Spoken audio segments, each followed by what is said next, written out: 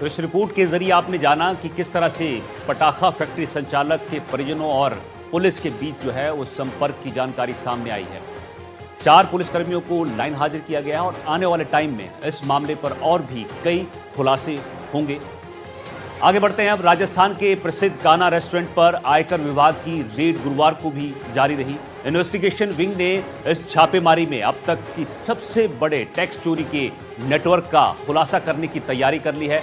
सूत्र बता रहे हैं कि कान्हा ग्रुप के मालिक नटवर लाल के ठिकानों से मिले दस्तावेजों में 100 करोड़ रुपए से ज्यादा की टैक्स चोरी का कच्चा चिट्ठा सामने आ सकता है। अब तक की रेड में 50 लाख रुपए नगद और 8 बैंक लॉकर मिले हैं। क्या है पूरा मामला, इस हमारी रिपोर्ट में देखिए। कान्हा रेस्टोरेंट पर इनकम टैक्स की रेड। जयपुर, मुंबई समेत 33 ठिकानों पर कार्रवाई। 8 लॉकर, 50 लाख नकद बरामद। 100 करोड़ की टैक्स चोरी का शक।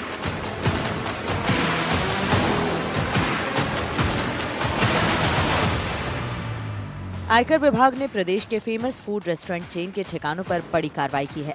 जानकारी मिली है कि इस छापेमारी में आयकर विभाग की अन्वेषण शाखा की टीमों ने एक साथ राजस्थान के 6 शहरों और मुंबई में दबिश दी। 33 जगहों पर आयकर विभाग की टीमें दस्तावेजों और वित्तीय रिकॉर्ड की जांच में जुटी है। आईटी टीम की जांच में ये चौंकाने वाला खुलासा हुआ है कि टैक्स चोरी के पैसों को आलीशान होटलों में निवेश किया गया था। इसी कड़ी में आयकर विभाग की टीमों ने 2 आलीशान 5 स्टार होटलों पर भी धावा बोला। होटल ताज में दस्तावेज खंगाले गए। साथ ही कुंदन वन जैसी लग्जरी प्रॉपर्टी पर भी आयकर अधिकारियों का कड़ा पहरा रहा। अब जांच का दायरा केवल रेस्टोरेंट तक सीमित न रहकर भारी भरकम रियल एस्टेट इन्वेस्टमेंट की ओर बढ़ गया है। आयकर विभाग की यह कार्रवाई राजस्थान के 6 शहरों और मुंबई तक फैली हुई है, जो बुधवार सुबह 7 बजे एक साथ शुरू हुई। विभाग ने गोपनीयता बनाए रखने के लिए कुल 33 ठिकानों पर दबिश दी थी। इस मेगा ऑपरेशन के तहत जयपुर में सबसे ज्यादा 26 ठिकानों पर कार्रवाई हुई, जबकि उदयपुर में 2 ठिकानों पर टीम मौजूद रही। साथ ही श्रीगंगानगर, कोटा, करौली, हिंडौन में भी एक ठिकाने पर रेड की गई। इस कार्रवाई का कनेक्शन मुंबई तक भी पहुंचा है, जहां एक व्यावसायिक प्रतिष्ठान पर आईटी की टीम ने कार्रवाई की। इस छापेमारी की खास बात यह रही कि कान्हा रेस्टोरेंट में रेड के दौरान भी बिक्री का काम बंद नहीं किया गया। आयकर टीम ने अधिकारियों को निर्देश दिए थे कि आम ग्राहकों को परेशानी न हो।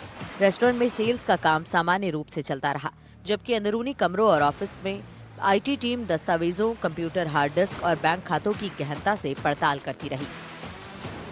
आयकर विभाग को लंबे समय से इनपुट मिल रहे थे कि ग्रुप द्वारा बड़े पैमाने पर वित्तीय हेराफेरी की जा रही है।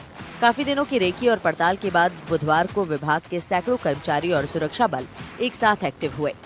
अधिकारियों ने बड़ी संख्या में डिजिटल सबूत और हार्ड कैश के लेन देन से जुड़े दस्तावेज जब्त किए हैं। फिलहाल विभाग ने आधिकारिक तौर पर विस्तृत जानकारी साझा नहीं की है। कार्रवाई पूरी होने के बाद ही पूरे मामले का खुलासा होने की संभावना है।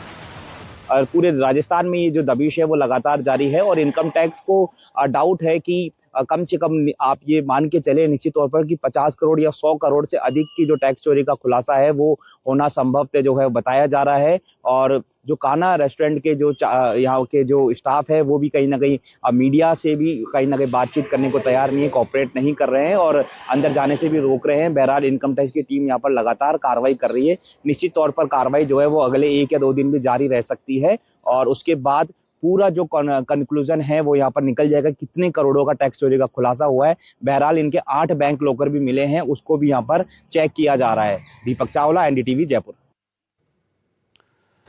तो 6 शहर, 33 ठिकाने और सबसे ज्यादा जयपुर में 26 ठिकानों पर ही कार्रवाई हुई है। 8 लॉकर, 50 लाख से ज्यादा की नकदी। आप अंदाजा लगा सकते हैं कि किस कदर यहां पर टैक्स चोरी हुई और 100 करोड़ से ज्यादा की टैक्स चोरी की आशंका यहां पर है। खुलासे होने अभी आगे बाकी। आगे बढ़ते हैं। आपने मुन्ना भाई एमबीबीएस में तो ये देखा होगा कि कैसे हीरो नकल करके डॉक्टर बन जाता है, लेकिन आज आपको हम हकीकत में बताएंगे कि कैसे 4 डॉक्टर पैसों के लालच में किसी और की जगह पर परीक्षा देने बैठे, उन्हें पास करवाया, सरकारी नौकरी लगवाने में मदद की, लेकिन अब खुद सलाखों के पीछे हैं। 1 साल बाद सभी डॉक्टर बनने वाले थे, लेकिन अब जेल की हवा ये सब लोग खा रहे हैं। क्या है ये पूरा मामला और कैसे इस पूरे मामले का खुलासा हुआ, हम रिपोर्ट में दिखाते हैं।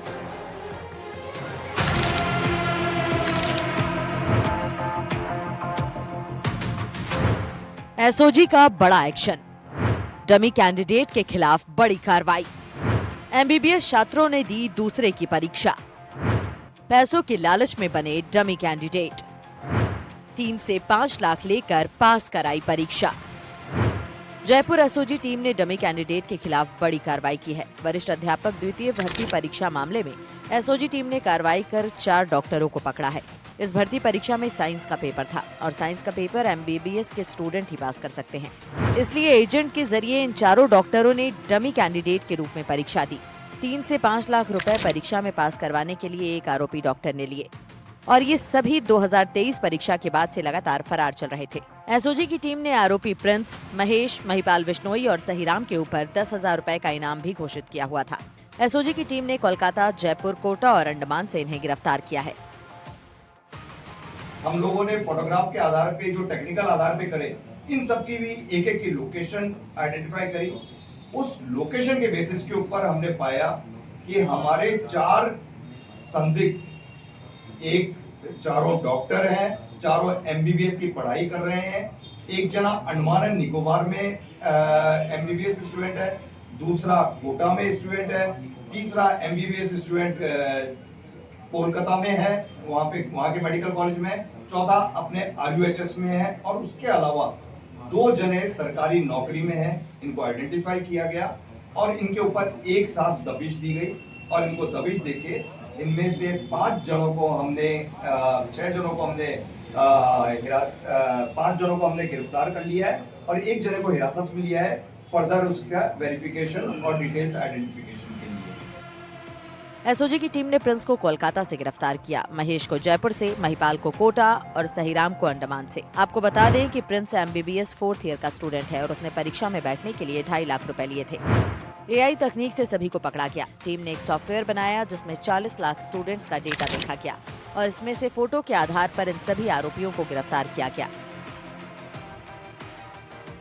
हमने फेशियल रिकग्निशन टेक्नोलॉजी को ओपन सोर्स से यूज करके DOIT के जो एक्सपर्ट हैं उनसे रिक्वेस्ट करी, DOIT से रिक्वेस्ट करी तो पूरा डेटाबेस हमारे को फोटोग्राफ्स का अवेलेबल कराया गया, जिसके ऊपर की कई दिनों तक जो एल्गोरिथम है वो चली और उसके बाद जब हमने मैच करना शुरू किया तो एक सिग्निफिकेंट नंबर जो है हमारा मैच हो गया और क्योंकि जब मैच होता है तो हमारे पास डेटाबेस के अंदर उसका नाम, एड्रेस सब कुछ आ जाता है, तो हमारे को एक तरह से बड़ी सफलता मिली है और इस टेक्नोलॉजी का हम और ज़्यादा अरेस्ट के अंदर यूज़ करेंगे।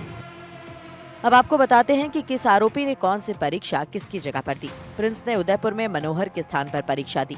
2.5 लाख रुपए के लालच में उसने ये परीक्षा दी। महेश कुमार बिश्नोई ने दिनेश कुमार गोदारा की जगह परीक्षा दी।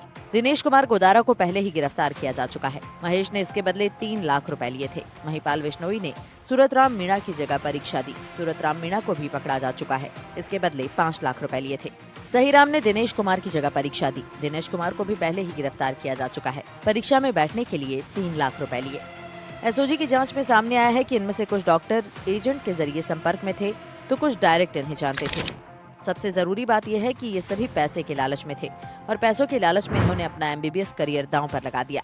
1 साल बाद ये सभी डॉक्टर बनने वाले थे, लेकिन अब डॉक्टर बनने से पहले ये जेल की हवा खाएंगे।